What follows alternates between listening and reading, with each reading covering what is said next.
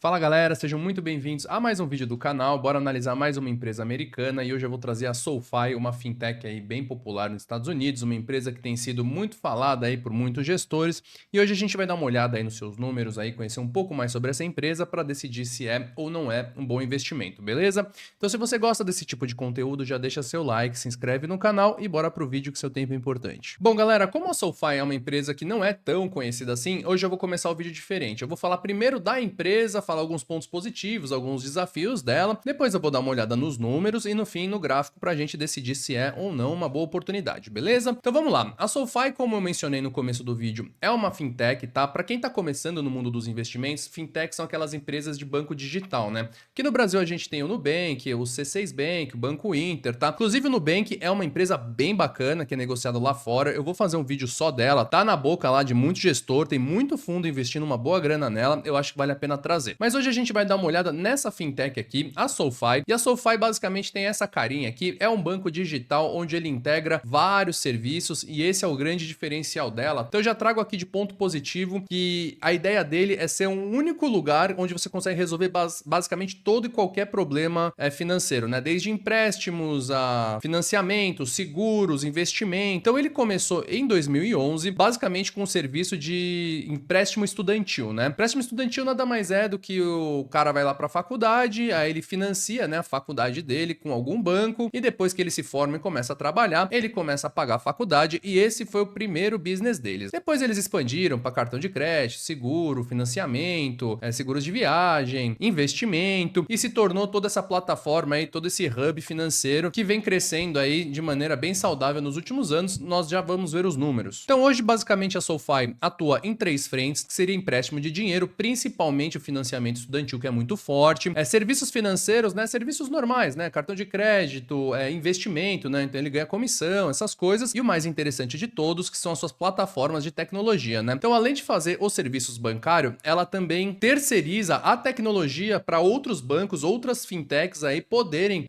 desenvolver o negócio deles, e eles fazem isso via a Galileo. A Galileo é uma empresa de tecnologia do grupo SoFi, e como eles mesmos dizem aqui na parte inicial, né, nós ajudamos bancos, fintechs, outras marcas aí a desenvolverem produtos financeiros, tá? Então eles basicamente têm uma plataforma que eles terceirizam para outras empresas não precisarem desenvolver do zero, né? Já usa um ecossistema pronto aí para implementar a sua própria marca, seu próprio diferencial. E isso é um serviço bem bacana, né? Porque é um a mais aí que agrega para a empresa. Eu gostei bastante disso aqui, achei que foi bem diferenciado aí para SoFi. Já em relação aos seus concorrentes, que para mim é o grande desafio da SoFi, ela tem, além dos bancos tradicionais, né, Bank of America, Chase Bank, Wells Fargo, JP Morgan, ela também tem algumas outras fintechs, né, que concorrem pelos mesmos clientes, e a principal delas, na minha opinião, é a Robinhood. Robinhood é um banco também bem tradicional, uma fintech bem tradicional americana, só que o foco deles é mais voltado a investimento, e eles também são um banco que são muito comentado lá pelos fundos de investimento, principalmente por conta das suas polêmicas, né? Eles tiveram um envolvimento direto com o caso da GameStop. Para quem não lembra, a GameStop foi um caso muito curioso aí que aconteceu em 2020, mais ou menos na época da pandemia, em que um monte de comprador se juntou lá no Reddit e eles decidiram comprar o GameStop, inflando que a empresa era horrível, as ações dispararam. Eles fizeram muito isso usando as plataformas do Robinhood, deu maior confusão. Inclusive virou, eu já comentei aqui, virou um documentário bem curto, se não me engano são 3 episódios de meia hora, 1h30 assiste tudo. Recomendo bastante, tá? Chama GameStop contra Wall Street. Conta como pessoas normais aí quase quebraram um monte de fundo e a relação que o Robinhood tenha com isso foi até parar na justiça, tá? Recomendo, bem bacana, mas a título aí de curiosidade, ela é um dos concorrentes, tá? Da SoFi. Já em relação ao crescimento, tá? A gente vê que como é uma small cap, ela ainda tem um crescimento bem acelerado, que é o grande ponto forte, é por isso que muitos fundos ficam de olho nela. Em meados aqui de 2020, ela tinha em torno de 1 milhão de clientes e atualmente ela já tá contando com mais de 9 milhões de clientes, né? Então a gente vê um crescimento bem interessante aqui. A projeção da própria empresa é que até 2030 eles cheguem aí nos 40 milhões de clientes, o que é um crescimento bem bacana, né? A título de comparação aqui com o Nubank, tá? O Nubank hoje tem em torno aí de 114 milhões de clientes, é uma empresa muito mais madura. Eu gosto de comparar com o Nubank porque a SoFi me lembra o Nubank há uns 10 anos atrás, né? Aquela empresa que tinha muitas dúvidas, estava querendo crescer demais, sem saber muito bem como ia fazer dinheiro, e a Nubank se demonstrou aí um banco bem resiliente, uma estratégia bem interessante. Então eu gosto de comparar porque me lembra um pouco a SoFi, mas a SoFi, como eu falei, é bem menor, tem 9 milhões de clientes, enquanto o Nubank já está com 114. E a Robinhood, né, a empresa que eu trouxe para comparar lá,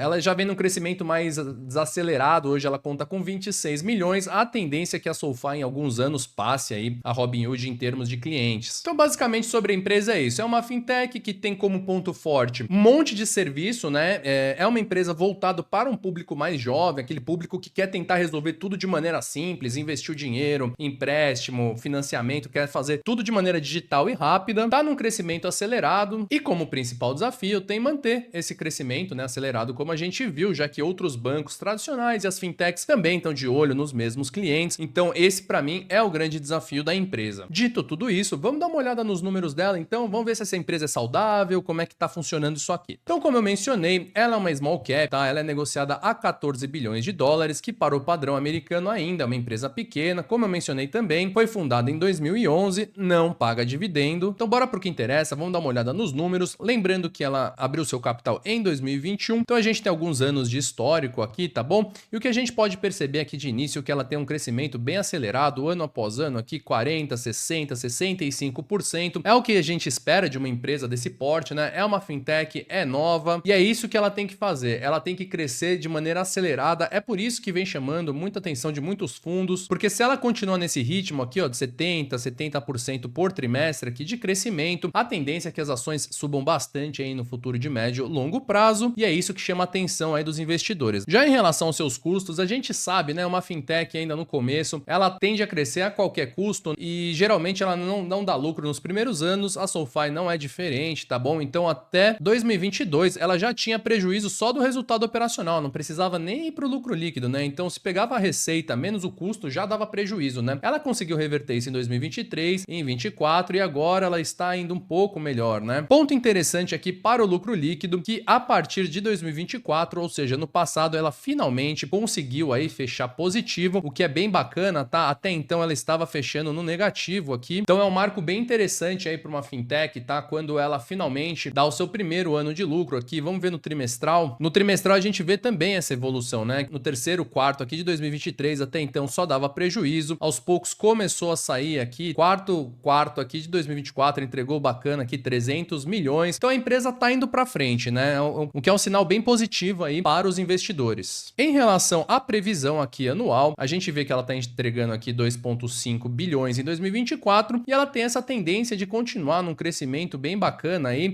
quase dobrando até 2027, o que também é um sinal bem interessante. Lembrando que aqui no trimestral, se a gente der uma olhada aqui, ela supera com até uma certa folga as projeções, o que é bem interessante, tá? É muito bacana quando a gente vê uma small cap aí desempenhando super bem, tá? Isso anima muito os investidores. Bom, já em relação a algumas métricas aqui de análise de valuation e lucro, a gente pode ver que hoje ela é negociada aqui a um PL de 31, tá? Eu tô no trimestral, como tem pouco histórico, eu vou direto pro trimestral. Então ela é negociada num PL de 31, um valor de empresa sobre EBITDA de 25 e um preço sobre fluxo de caixa de 9,5. São valores altos, tá, galera? 31 aqui de PL é um valor meio esticado, mas acho que o mais preocupante aqui é o valor da empresa sobre o EBITDA, que tá em 25, e se a gente der uma olhada no passado recente dela, aqui a gente vê que 25 é um valor alto, né? Então, ou seja, o valuation é um ponto de atenção para ela. Se a gente comparar aqui com o próprio Nubank, a gente vê que o Nubank aqui tem um PL de 27, tem o preço sobre fluxo de caixa de 9 também, tá? Lembrando que o Nubank também é um banco caro, só que ele já é uma realidade, né, pessoal? É um banco muito mais evoluído, com uma base de cliente muito maior, né? O que justifica um valuation mais premium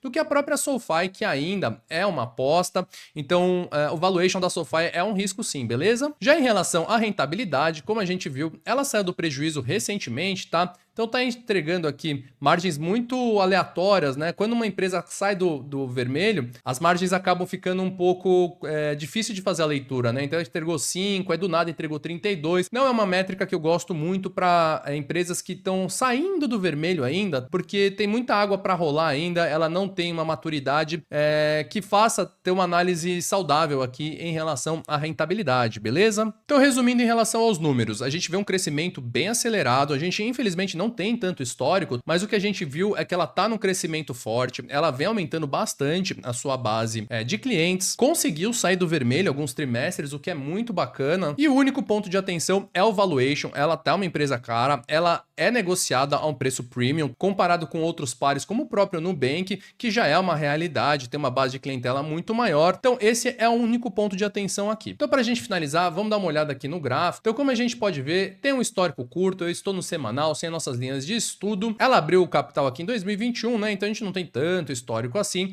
mas como a gente pode olhar aqui só no panorama direto, a gente vê que ela basicamente está andando de lado até caindo, né, pessoal? Quem comprou aqui tomou já 75%, né? Ela abriu muito forte aqui, subindo 160%, e ela ficou um tempão aqui, né, pessoal? Desde 2022 até o começo de 2025, né, final de 2024, andando de maneira lateral. Quando ela deu uma bela estourada aqui no segundo semestre do ano passado, andou 100%. Esse tipo de comportamento é muito normal nesse tipo de empresa, né? Empresas novas, empresas que estão saindo do prejuízo, empresas que qualquer notícia fazem uma oscilação enorme, né? Então eu não preciso nem falar que ela é bem volátil, ela chacoalha pra caramba aqui. Então vamos pro diário, vamos colocar nossas linhas de estudo e entender aqui o que está acontecendo. Então como a gente verificou aqui no segundo semestre, né, em outubro, ela deu uma boa andada aqui, 110%, depois de ficar um tempão aqui de lado, e desde então ela tá num movimento bem confuso, pessoal. Não é uma leitura tão simples, não tem uma tendência definida, não tem algum padrão muito tranquilo de enxergar. A gente vê alguns suportes, resistência, a gente vê essa tendência de baixo aqui que foi rompida e pode sim voltar para máxima, tá bom? Ou ele pode continuar travado e voltar para mínima. É uma leitura complicada, não é um gráfico fácil.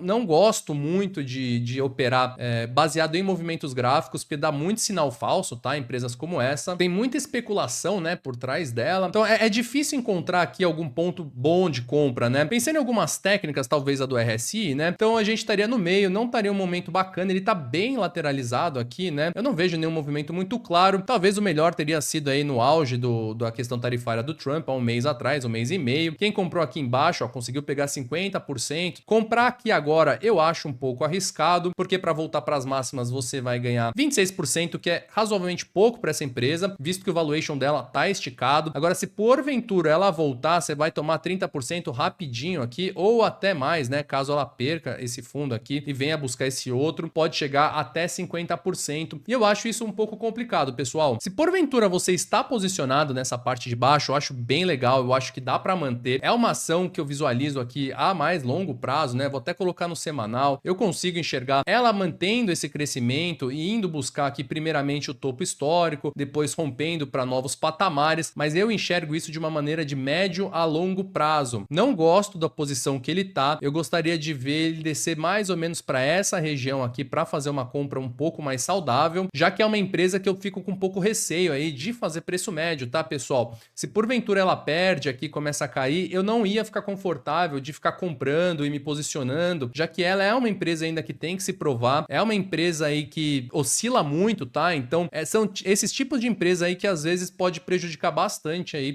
o crescimento do seu patrimônio. Então, tem que tomar um certo cuidado. Como eu mencionei, se você está posicionado, bacana, tá? Eu acho que dá para manter. É uma empresa aí que tem um cenário favorável para o futuro. Porém, se você, assim como eu, não está posicionado, eu sugiro que aguarde, tá? Aguarda um momento bom. Eu vou até colocar um alerta aqui. É um ponto que me interessaria mais. Eu acho que o RSI estaria num lugar aqui mais interessante. E se você pegar essa subida toda aqui, quase de 85%, fica um negócio bem bacana. Só para a gente fechar comparando com algumas outras casas de análise, a própria TradingView tem como tendência neutra e o alvo deles é entre 13 e 20. A gente vê que 13 é basicamente onde ele já tá e 20 seria basicamente aqui nesses topinhos, tá? O topo histórico é no 24, então seria basicamente aqui, não tem muito espaço para subir. Então o próprio TradingView não está tão otimista assim. E algumas outras casas de análise tem 17, 12, 17, 16, enfim, 16, né, 12, 13, 16, bem no meio ali. E a gente vê que é basicamente onde ele tá, né? Ele tá no 12, 13, 17 seria de novo, né, nessa região máxima aqui, que eu acho que seria um primeiro alvo para quem tá posicionado, né, buscando 28% se entrar agora, ou se tivesse aqui embaixo, 70%, que é um alvo bacana. Ou seja, as casas de análise estão nessa, é muito difícil, tá? É muito difícil aí você, com números tão recentes, assim, números que oscilam muito, você ter uma previsão de qualidade em relação ao futuro dela, né? Então é por isso que eu, Bruno, prefiro por hora ficar de fora. Como eu mencionei, vou esperar momentos melhores, tá bom? Se você está posicionado aqui atrás, acho bacana para continuar, porém é uma ação mais para médio e longo prazo, ela ainda tem uma longa jornada aí, tem muita coisa para acontecer e por hora eu vou vou ficar de fora. Então basicamente é isso, pessoal. Vimos que é uma empresa aí que tem um futuro promissor, tá? Tem desafios grandes pela frente, tem uma plataforma bem bacana. Eu ouço falar muito bem da empresa, tá? De usuários, o aplicativo dela tá sempre na lista de aplicativos mais baixados nos Estados Unidos de bancos, né? Então eu imagino que ela esteja num crescimento saudável, ela proporciona uma experiência bacana. Porém, é uma empresa que tá um pouco caro, é uma empresa que tá sendo negociada a valores premium. Graficamente não tô encontrando nada, tá meio confuso. Você pode entrar e tomar 30, 40% rapidinho. Então é por isso que no momento eu vou aguardar um momento melhor. Beleza, galera? Então esse foi o vídeo de hoje. Espero que vocês tenham gostado. Então comenta aí embaixo, galera, se vocês têm SoFi, Nubank ou qualquer outra empresa aí que vocês querem que a gente dê uma olhada, tá bom? Do mais, é isso. Vejo vocês no próximo vídeo. Um grande abraço. Falou!